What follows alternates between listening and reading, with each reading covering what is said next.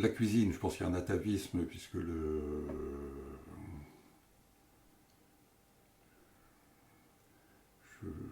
j'ai grandi dans un milieu économiquement, socialement modeste, plus que modeste, mais où la qualité de la cuisine a toujours été présente, même quand il n'y avait pas beaucoup d'argent à la maison.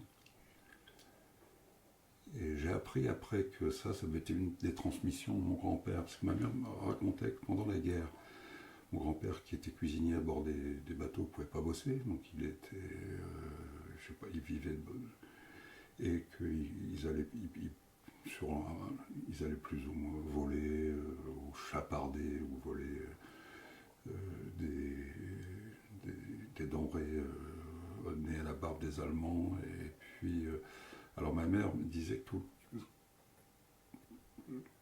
tous les jours, il y avait des pommes de terre, c'est ce qu'ils arrivaient à trouver, mais que tous les jours, le nom changeait. Et que, comme on changeait le nom, c'était pas la même chose qu'on mangeait à chaque fois. Ce que Lacan a dit après, le mot transforme la chose.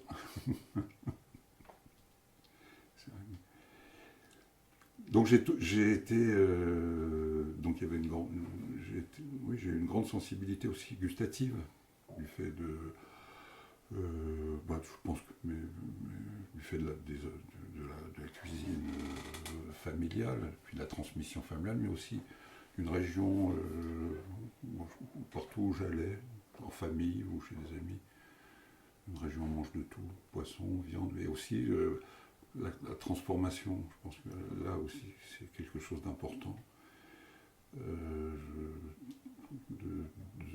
Pour moi, et ce que j'ai essayé de transmettre à mes enfants, et que je pense que j'ai réussi là pour le coup,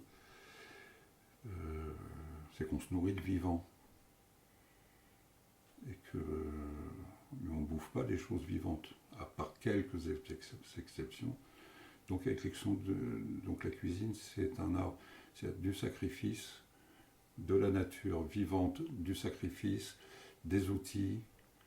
Donc il faut le maniement des outils. Donc le couteau, il faut que ça coupe. Un couteau qui ne coupe pas, c'est dangereux.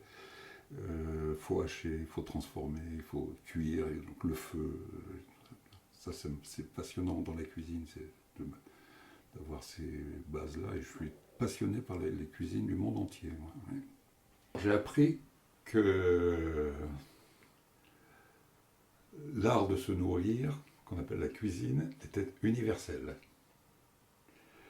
Et que c'était pas simplement s'alimenter, mais qu'il y avait des rituels, des façons de faire pour incorporer, avant d'incorporer quelque chose de mettre dans sa bouche, c'était de la fois dans toutes les cultures, j'ai vu ça et ça me passionne. Le sacrifice, la cueillette, la façon de transformer, après les modes de cuisson, et puis après le partage. Le partage qui est très mis à mal par le libéralisme actuel. C'est-à-dire qu'on s'alimente, on casse tout ce qui consiste à se nourrir ensemble. C'est terrible ça.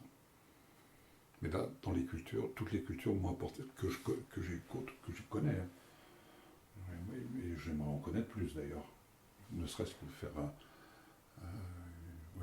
une encyclopédie. Je suis beaucoup intervenu comme formateur sur la question des rapports anthropologiques, culturels à la nourriture.